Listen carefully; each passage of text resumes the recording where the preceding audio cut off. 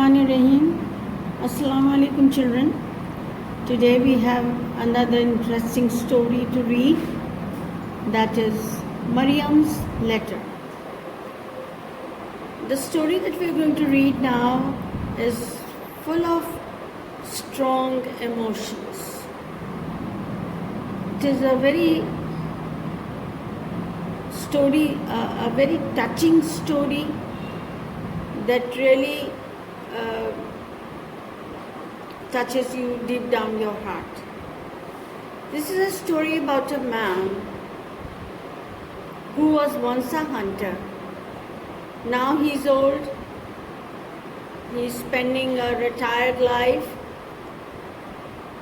But the whole story actually revolves around his emotions and how he waits for a letter from his daughter Maryam. Let's begin. On the grey sky of early early morning, stars still glowed. An old man was walking through the town, drawing his tattered cloak closer to shield his body from the cold. Tattered, torn, worn out cloak, and he was trying to embrace it to protect. Shield here means to protect his body from cold, because it was chilly. It was windy, chilly, cold, biting wind. Except for the occasional bark of a dog or the screech of a bird disturbed before its time, the whole town was wrapped in deathly silence. Deathly silence. Everybody was fast asleep, cuddled in their beds, soft and cozy. Most of its inhabitants, that is, people living in that village, in area, were still asleep.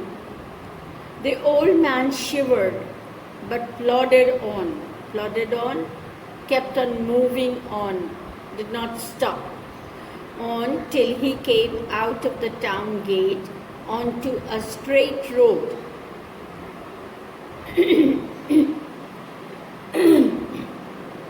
Excuse me. On one side of the road was a row of trees, and on the other the town's public garden. A handsome new building stood at the end of the garden. Light shined through the crevices of its closed doors and windows, that is, slits. These slits in the windows and doors, from there one could see the light. As soon as he saw the wooden arch of this building, the old man was filled with hope and joy. On the arch hung an old board with the newly painted letters, Post Office. The old man went in quietly and sat on the veranda. Veranda is a corridor outside the rooms. 2 or 3 voices of people busy at their work could be faintly heard. Faintly could be heard very slowly, softly. Police superintendent, a voice inside called sharply.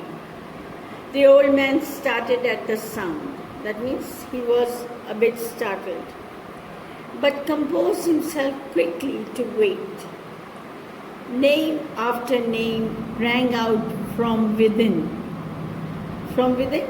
From within the room, as the clerk read out the addresses on the letters and flung them to the waiting postman. Now this was a time for the distribution of letters. So the clerk was trying to give the letters to different postmen who go in different areas. Children, what we gather from the previous page that we just read It's about a man who has come to the post office in very, very early hours. And he sits there, he's waiting for his letter. From long practice, he had acquired great speed in reading out the titles. This we are talking about the clerk. He was very fast in reading out the names of the and addresses of the people because this was his practice for years and years.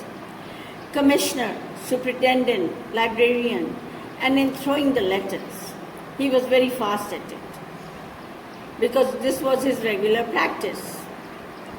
In the midst of this procedure, in the midst means the middle of this procedure, a joking voice called, "Shikari Ali."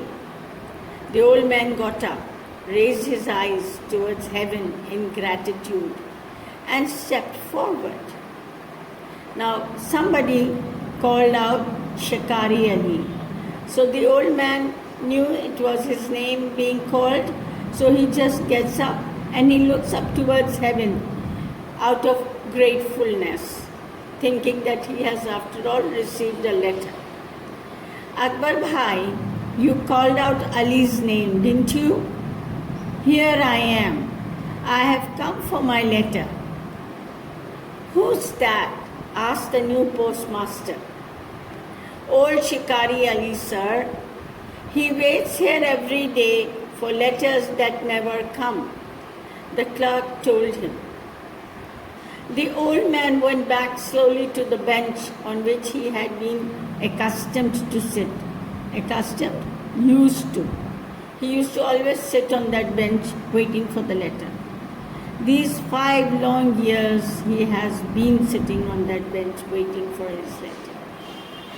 Ali had been a clever shikari once. As his skill, talent increased, so did his love for the hunt. Soon it became an obsession. Obsession, a great craving, liking, desire. Not a day passed without Ali setting out with his gun. That means every single day he used to go for hunting. People said that when Ali sighted the earth-brown partridge is a kind of a bird which was almost invisible to other eyes, the poor bird was as good as in his bag because he was a very good shooter. He was a sharp shooter. His sharp eyes spotted the hare crouching in the yellow-brown, sitting in a very quiet manner in the way of hiding. Scrub even if the dogs failed to see it. And in a moment it was dead. Ali loved to go fishing too. So Ali was a hunter who even liked fishing. However, soon Ali's life took a new turn. That means his life changed. His only child, Maryam, had grown up into a young woman. And before Ali realized it, she married a soldier and went off to live with him and his regiment in Punjab. For the last 5 years, Ali had received no news of his daughter. Ali became very lonely. The hunter's instinct, the desire, the feeling was still there, but the thrill felt by a sportsman had disappeared. Nor could he laugh at the bewildered terror of the young partridge, bereft of their parents. He gave up hunting and spent all his time reflecting upon life, thinking about life, and admiring the beauty of the lush green fields. he began to understand the meaning of love and separation. Obviously, children, after having left his skill, that is, as a hunter, because he had also become old and the passion for hunting had subsided, had gone away. Ali had never received a letter in his life, but now he would rise at 4 o'clock early morning and walk to the post office with a serenity born of hope and faith. Serenity, calmness, born out of hope and trust, faith.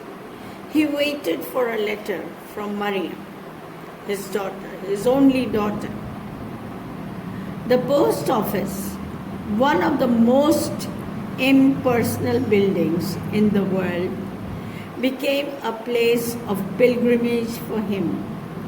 You know what pilgrimage is? A religious travel that you make to please God. So this trip of Ali's, going to the post office daily early in the morning, was like a pilgrimage. He always occupied a particular corner of the building, and when people got to know his habit, they laughed at him. The postmen began to make a game of him. They, in other words, ridiculed him. Making fun of someone, trying to ridicule someone. Even though there was no letter for him, they would call out his name just to see him jump up and come to the door. But with boundless, endless faith and infinite patience. There was no end to his patience. He was so calm, quiet, and had a lot of faith and belief that he will one day definitely receive the letter. Ali came there every day and went away empty-handed because there was no letter for him. As Ali waited, he would see the peons come to collect their letters. Smart young men in spotless uniforms and creaking new shoes. Creaking, when the shoes are new, they make a peculiar sound. So they had spick and spank uniforms, spotless, crispy uniforms, and the shoes were creaking. With great enthusiasm, anxiousness, they would exchange news from their various offices. Every now and then,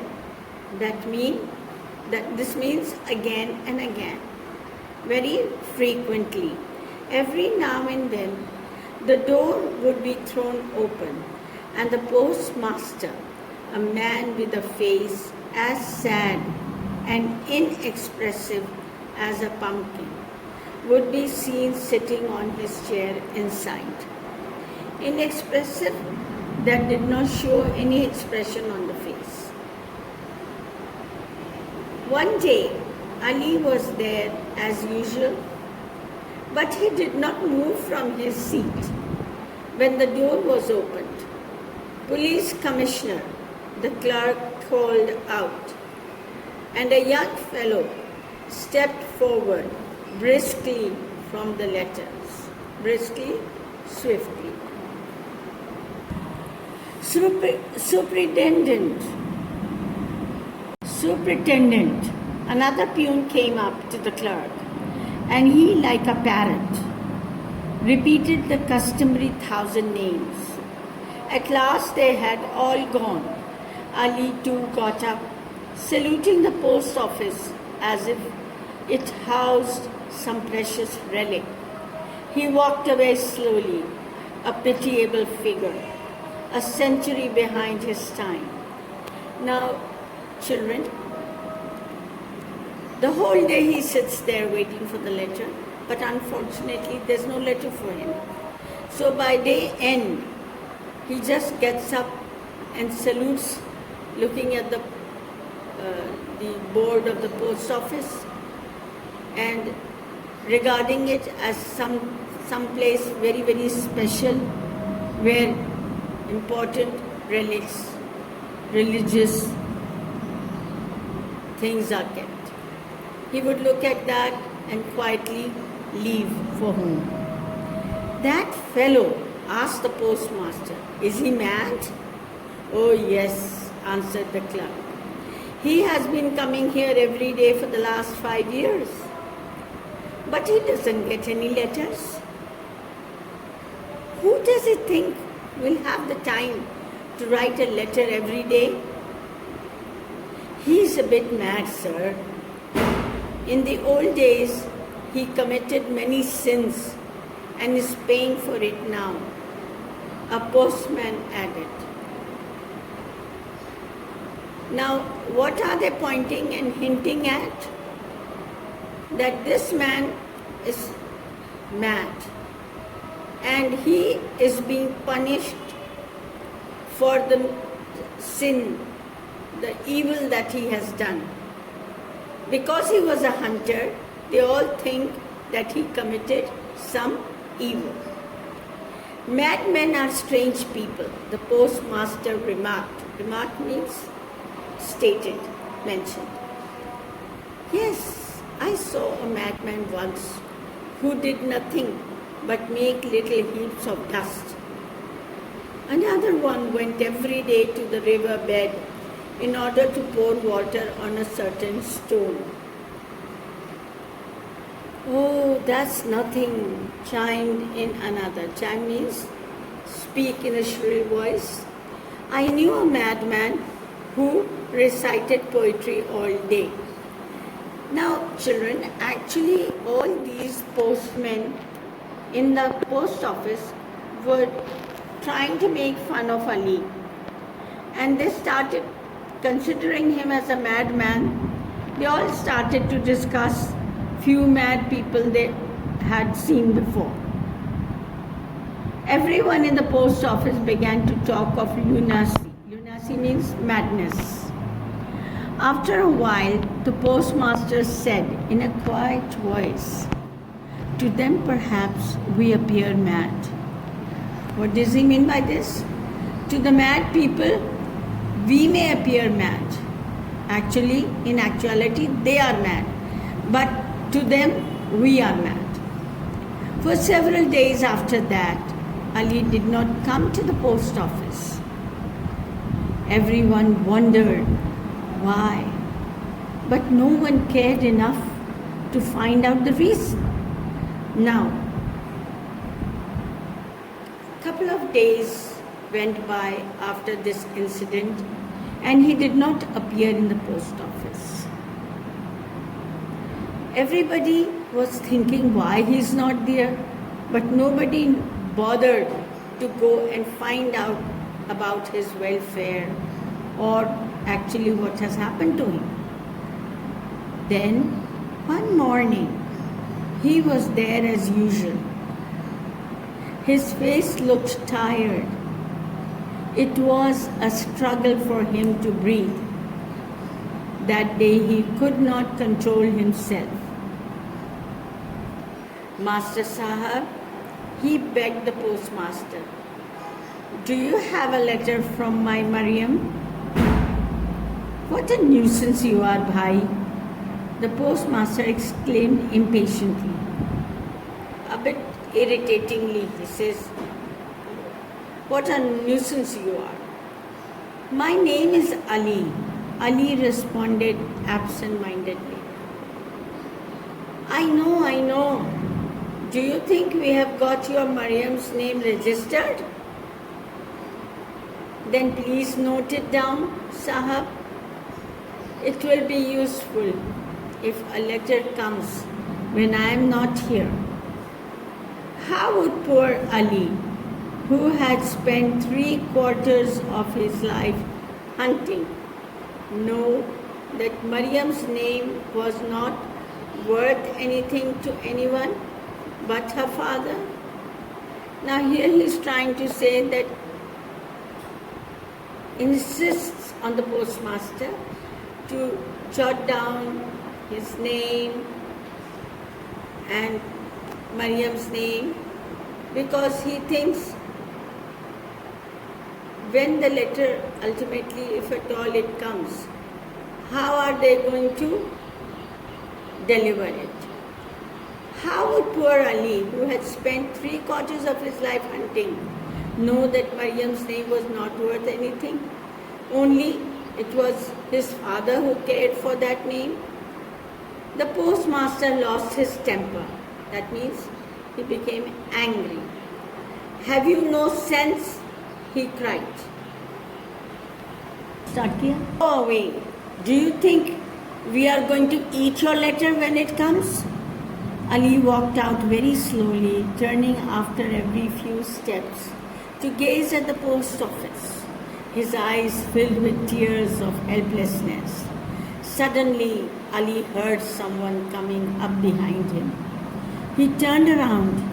It was one of the clerks. "Bhai," said Ali. "What?" the clerk asked, surprised. "Here, look at this."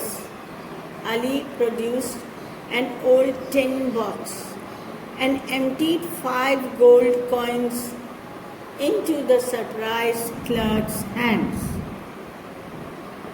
"Do not look so startled." Startled means shocked. He continued, "Take them. They will be more useful to you. But will you do one thing for me?" Now Ali offers the clerk 5 gold coins and he says that they are of no use to me. "I want you to do me a favor." "What?" asked the clerk. "What do you see up there?" asked Ali, pointing to the sky. "Heaven," replied the clerk. "Allah is there, and in His presence I am giving you this money. When my Maryam's letter comes, you must forward it to me." "But where? Where should I send it?" asked the utterly, completely bewildered, shocked clerk. "To my grave." "What?" "Yes." There were tears in Ali's eyes. The clerk slowly walked away, the 5 gold coins in his pocket. Ali was never seen again. No one cared to inquire, find out after him. One day, the postmaster was sitting in the post office, waiting anxiously for news of his daughter. She was very ill in another town, and the postmaster was worried. The letters were brought in and piled on the table. Seeing an envelope of the color and shape that he was expecting, the postmaster snatched it. It was addressed to Shikari Ali. The postmaster stared at it for a moment. This was the letter the old man had been waiting for, the letter from his daughter Maryam. "Khadim," he called the clerk to whom Ali had given his money. "Yes, sir. This is for old Ali. Where is he now?" "I'll find out, sir." The postmaster did not receive a letter that day. All night he worried. He could not sleep, so he got up at 3 in the morning and went to wait in the post office. "When Ali comes at 4 o'clock, I will give him the letter myself," he mused. He was happy and excited that he would be giving the letter to Ali. After spending one night anxiously waiting for news of his daughter, the postmaster understood Ali's pain and felt great sympathy for the old man. Children, do you realize in this part of the story that everybody used to make fun of Ali when he used to wait for the letter of his daughter, his only daughter? And for 5 long years he kept on visiting the post office. And nobody realized, nobody shared his feelings. There was no empathy. Now, when the postmaster experienced the same feelings himself, then he realized the pain and the torture Ali must have felt on not receiving the letter. And suddenly the postmaster had all the sympathy for the old man. At the stroke of 4, that is when the clock struck 4, the postmaster heard a soft knock. That must be Ali, he thought. He rose quickly from his chair and flung open the door. Come in, Ali Bhai, he cried, and held out the letter to the old man standing outside, leaning on a stick. The old man lifted his eyes, and in them was a light so unearthly that the postmaster shrank back. Now this is a very important line, because this was not actually Ali. It was his soul. You can say it was his ghost.